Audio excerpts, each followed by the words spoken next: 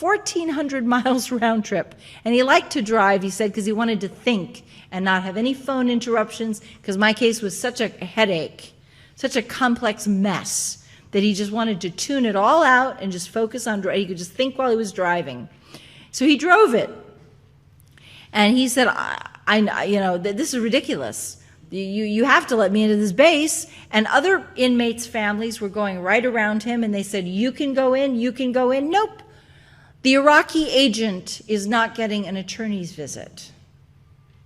And so the third time he came, he had U.S. Marshals standing by. And literally the way that he forced himself onto the base was that he shamed Judge Mukasey into ordering the U.S. Marshals to stand by, flanking him at the gate.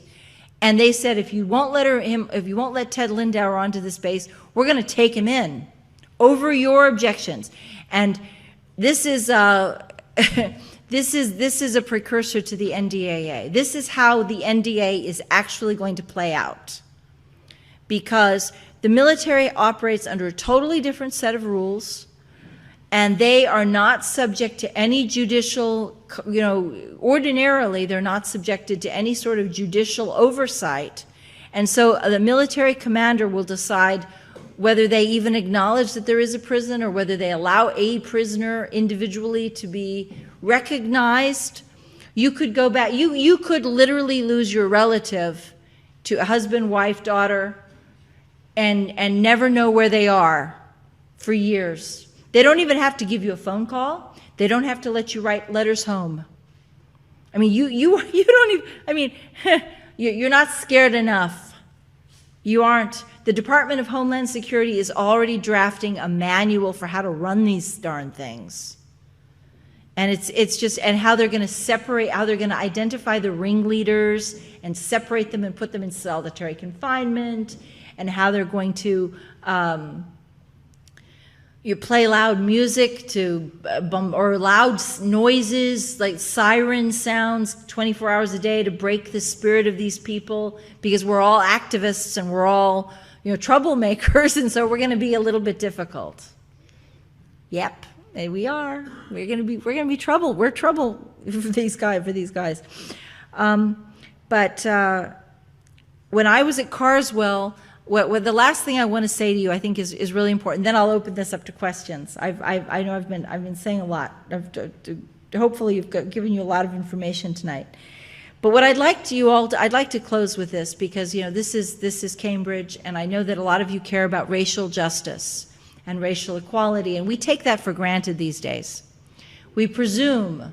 But I'll tell you that already the black community is going through a lot of what we're going to go through. They have their own way of treating these people in the prisons, and it is very, very, very ugly. At Carswell, it was very customary for black women to be singled out, especially if they were middle class, educated, literate.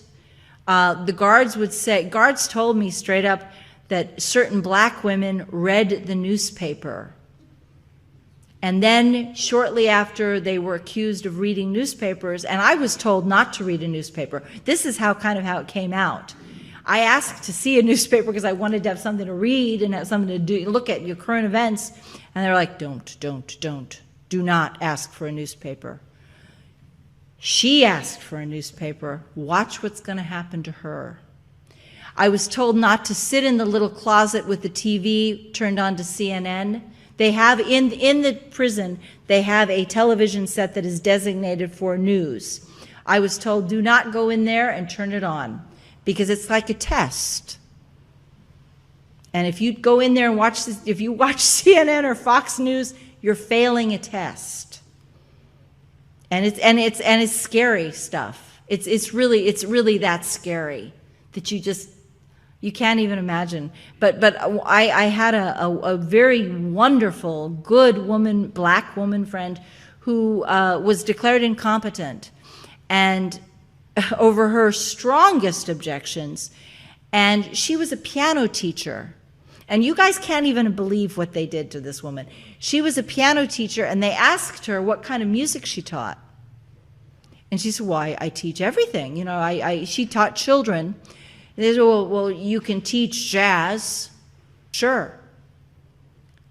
You teach white children Mozart? She had to justify why she had white children in her home as a black woman piano teacher. And she had to fight the same battle that I did, not to be doped up with Haldol, because she was suffering middle-class pretensions of being a black person who thought she was going to be like us. What? You must be incompetent if you think that. I mean, you think the racism, it's so. I was never one for Al Sharpton until I got to Carswell. And then I saw, where is Jesse Jackson?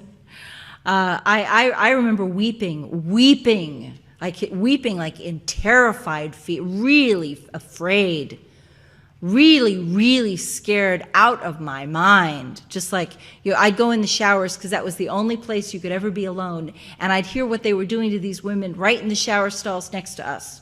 And these women could no longer bathe themselves.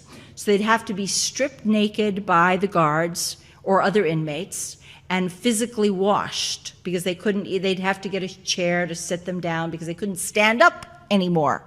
So these women would be bathed, but they'd have to sit down, and then it was just grotesque. It was really a grotesque thing.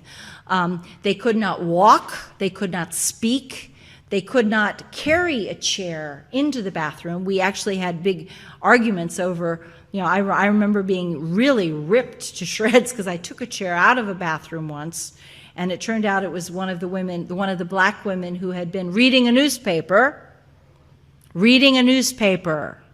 and they taught her a lesson. They cured her literacy problem. I used to write letters home for her after that. When I would write to her family, and she'd sit there and she'd grunt. She couldn't even speak anymore, and tears would just stream down her face. But they do not want women, black women, to be empowered. And these were women who were more within the black community. They would be considered activists. They're not like Black Panther activists, but they just believe in human rights. They believe in racial justice. They'd probably be part of Answer. You know Answer? Okay. They'd be like, I try to think of like, a type of actress, because we can all identify actresses. I would say kind of like Jennifer Hudson. She'd be a real threat at Carswell. Whoa. Jennifer Hudson. No, you can't have that kind of stuff. And so this is about conditioning people to stop achieving anything. I mean, it's just, it is a punishment for strong, confident, motivated women. And what you should be afraid about, and this is something that you should care about, because political activists, regardless of race, a lot of white political activists are ending up at Carswell. And that's the prison of choice. If you're a tax resistor, if you are a free speech activist. When I was there, right before I got there, there was another woman from Virginia who published a couple of articles in a weekly newspaper. And the weekly newspaper, it wasn't even breaking the law. It wasn't a violent speech, but she criticized George Bush. She criticized the politics of the state of Virginia, and they just picked her up and took her, like that Brendan Raub, R-A-U-B, who was picked up and taken to a mental institution. He was a veteran who was held because he posted something on Facebook, and they forced him to be released. Well, this lady didn't have anybody on her side. She was there for 4 years, and they doped her up like crazy to punish these people. So, I mean, chances are if you're a woman and an activist, Plowshares activists go there all the time. Plowshares activists. I mean, if you have any sort of political voice, they want you behind bars on a military base, because the military base can stop the media from entering the prison to see you.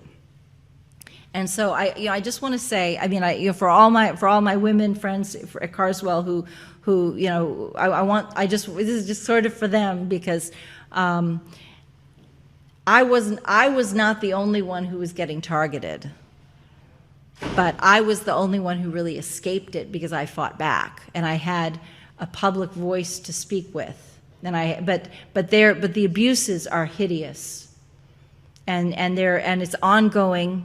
And it's an unforgivable thing when you see it. So anyway, thank you.